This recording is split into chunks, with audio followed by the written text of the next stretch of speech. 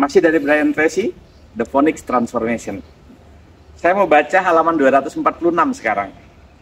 Formula penghancur kecemasan. Ya. Ada cara bagus untuk mengatasi krisis atau masalah apapun, dan cara itu dinamakan formula penghancur kecemasan. Gunakan cara ini di setiap situasi. Cara ini terdiri atas 4 bagian. Yang pertama, jabarkan masalah dengan jelas. Ya. Lebih baik lewat tulisan. Jadi memang menulis ini memang memberikan efek emotion release, ya, memberikan efek agar kita merasa sudah curhat kepada orang lain. Kenapa orang curhat? Biasanya itu adalah karena dia merasa dia telah mengeluarkan semua beban kehidupannya. Jadi curhat itu penting, dan salah satu curhat yang keren ya, itu adalah dengan menggunakan tulisan. Sebagian besar masalah dapat diselesaikan jika masalah itu dijelaskan di awal, ya. Ingat, dalam medis mereka mengatakan diagnosis yang akurat adalah separuh dari pengobatan. Jadi dengan menulis kita bisa mendiagnosis sebenarnya masalah kita apa toh. Daripada kita mulut-mulut muter-muter kemana-mana masalahnya belum jelas. Gitu. Kira-kira begitu. Nah, ketika kami menghadapi suatu tantangan dalam perusahaan kami, kata Brian Tracy, saya seringnya akan mengumpulkan karyawan dan bertanya, baiklah, apa persisnya situasi?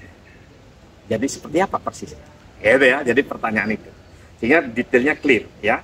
Ini juga biasanya di kelas-kelas coaching ya, digunakan seperti itu. Banyak orang sudah cerita macam-macam panjang kali lebar kali tinggi tentang masalahnya, maka dia ditanya, jadi persisnya kalau dalam satu kalimat pendek apa masalahnya? Nah, itu ya. Jadi dia diminta, otaknya diminta untuk menjelaskan ya, sebenarnya apa masalah intinya. Nah, kita akan selesaikan lewat masalah inti tersebut. Yang kedua adalah tanya diri Anda sendiri, hasil terburuk apa yang mungkin muncul dari masalah ini. Jadi dari masalah yang tadi sudah clear ya, masalahnya apa efek atau dampak terburuk yang mungkin terjadi. Ya, kemudian cermati semuanya. Anda bisa kehilangan waktu, kehilangan uang, kehilangan pelanggan, kehilangan bisnis, kehilangan harga diri, dan lain sebagainya. Ya. Kenali hal terburuk apa yang paling menakutkan bagi Anda. Jawablah secara jelas dan jujur. Itu yang kedua ya. Yang ketiga sekarang, tetapkanlah ya, siapkan diri untuk menerima yang terburuk seandainya hal itu terjadi.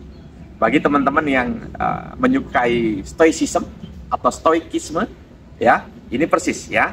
Jadi berdoa kepada Tuhan bahwa, oh Tuhan, berilah kepadaku kekuatan untuk menerima hal-hal yang tidak bisa aku ubah, dan berikanlah aku kekuatan untuk bisa mengubah hal-hal yang bisa aku ubah. Jadi kalau yang nggak bisa aku ubah, ya sudah, terima. Ya, hadapi. Gitu ya. Ini yang ketiga. Ya. Tidak apa kalau ini terjadi, aku tak akan mati. Gitu ya. Kalau efek terburuknya bukan mati. Gitu ya.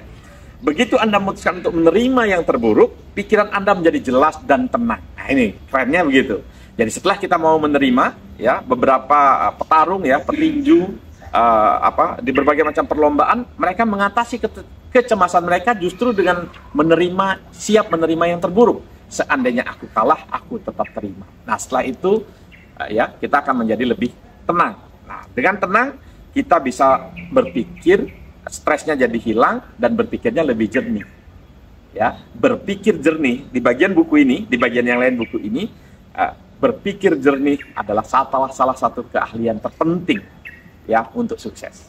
Ya, yang selanjutnya yang keempat, ini yang terakhir adalah segera mulai dari memperbaiki yang terburuk, karena itu yang paling menakutkan tadi kan, itu yang paling menakutkan, itu yang kita ubah duluan. Kita ubah dulu kondisi itu, ya.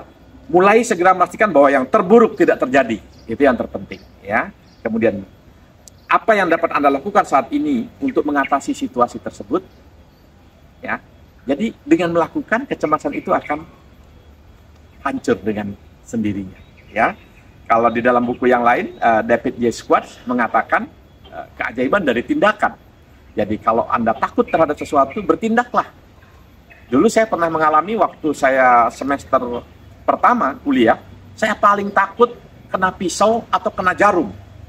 Maka yang saya lakukan apa? Itu yang paling saya takutkan, itu yang saya hadapin. Saya ikut donor darah. Selama kurang lebih 3 hari 3 malam, saya selalu trauma dengan suntikan yang ada di jarum itu. Tetapi setelah itu saya berkali-kali donor darah dan saya enjoy aja. Ya. Jadi setelah saya berani menghadapi apa yang saya paling takuti, ternyata kecemasan itu hancur dengan sendirinya. Teman-teman, kita semua pasti memiliki ketakutan, pasti memiliki kecemasan, kekhawatiran yang harus kita hancurkan. Maka silahkan gunakan video ini sebagai salah satu inspirasi untuk membuat Anda bisa menghancurkan kecemasan dan ketakutan Anda. Ini untuk mengingatkan saya dan saya berbagi kepada Anda. Sampai jumpa di part berikutnya.